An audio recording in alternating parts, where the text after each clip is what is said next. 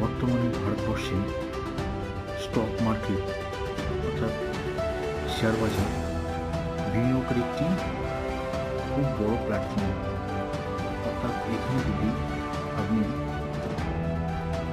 খুব অল্প পরিমাণে বিনিয়োগ করেন, অর্থাৎ আপনি এখানে 500 টাকাতে বিনিয়োগ শুরু করতে পারেন এবং এই মার্কেটে আপনার ভয় কিছুই নেই, কারণ এটি ভারতের security exchange board of India অর্থাৎ সেবি দ্বারা নিয়ন্ত্রিত। সুতরাং এখানে আপনার 1 টাকা এদিক ওদিক হবে না।